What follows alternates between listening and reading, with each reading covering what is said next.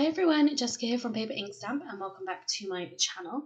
So for today's video we're going to be taking a look at die cutting essentials. This is issue 75 and the free gift with this month's magazine is called Geo Floral Wreath, and this is of course a die set, but you get a couple of stamps in here as well. So just taking a quick look through the magazine itself, you can see lots of different examples, all quite delicate kinds of cards, and you've got those floral dies in there as well. For my card today, I didn't end up using any of the small floral dies. For me personally, it's just a little fiddly. I don't tend to use a lot of small dies like this, but I have to say some of the examples in the magazine are really beautiful, where they are using that sort of geometric frame, but again they're making it very soft. They're making it just a little bit more delicate, like I said, by adding in those florals, but of course you could use bigger florals if you have got them. So we're going to just take a look at what comes included in next month's issues, and with next month we have got a butterfly themed die set. So this is an 8-piece beautiful butterflies die, and you can see that you've got a sentiment in there with a shadow die, which is great. You've got a corner die, you've got a couple of individual butterflies, and then that bigger sort of butterfly panel. So that would be really interesting to see what we can create with that. I'm already thinking maybe colour, maybe something with some alcohol inks as well, and that might be really nice. But for now, let's get into creating our card today using this Geo Floral Wreath die. So for today's card, I wanted to create something that was quite colourful, and I wanted to, like I said, go in a different direction to the kind of examples they've got in the magazine. So like I said, I actually only end up using one of those Geo sort of frames, but what I'm going to do is cut this multiple times from different coloured cardstock.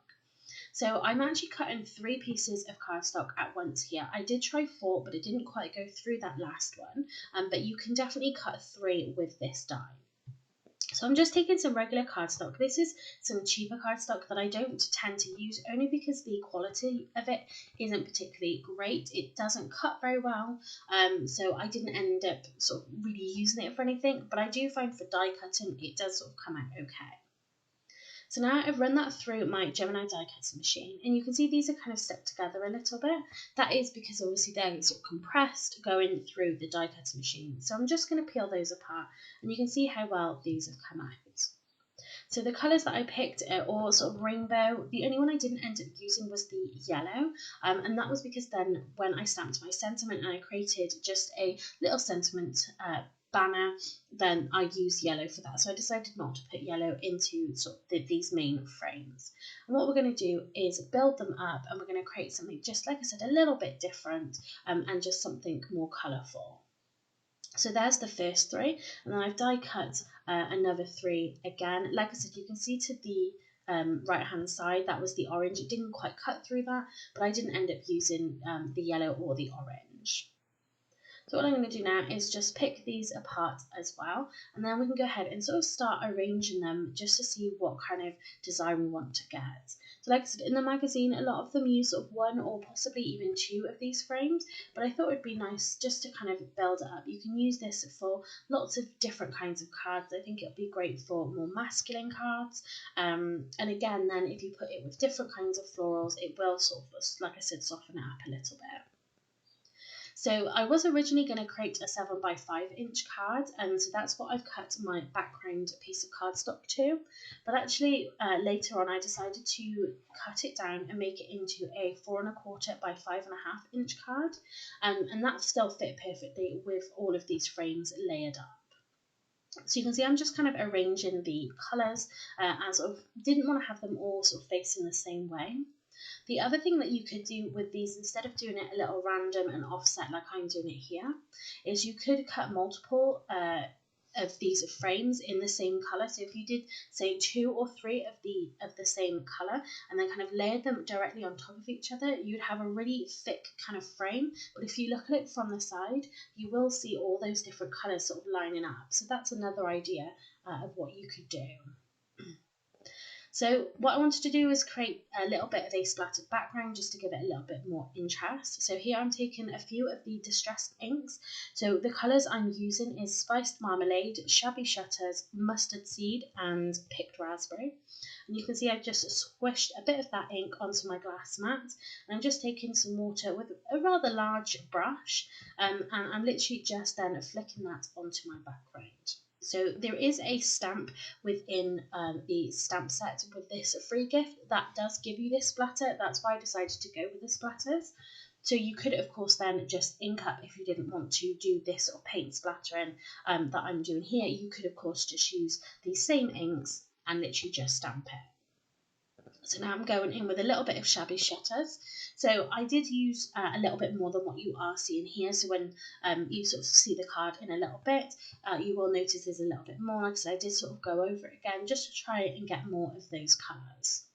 But I really love then how this kind of splattered background works really nicely with these frames. Again, it's just something a little bit fun and a little bit different. So I glued my frames flat to my cardstock, but I think it would have looked nice if you had a little bit of dimension there.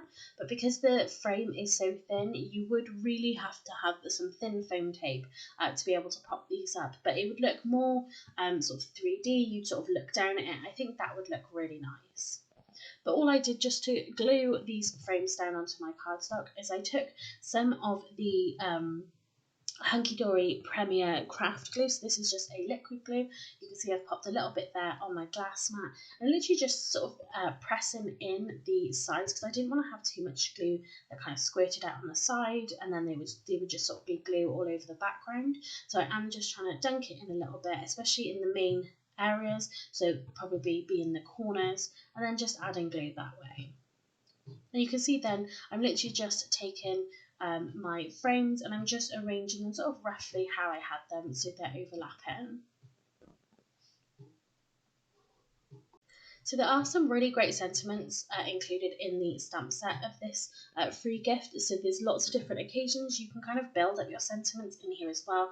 Birthdays, you've got sort of Mother's Day as well, sentiments that you can build, and they're all in a really lovely font. So originally I was going to go with Happy Birthday because I thought this would make a really great birthday card. But I did pick up, these are the Spellbinders Nestabilities Label 4.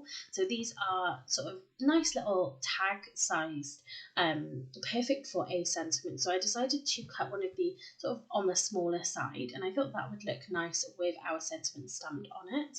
And the cardstock that I'm using for this is the Mustard Yellow cardstock by Craft Perfect by Tonic Studios.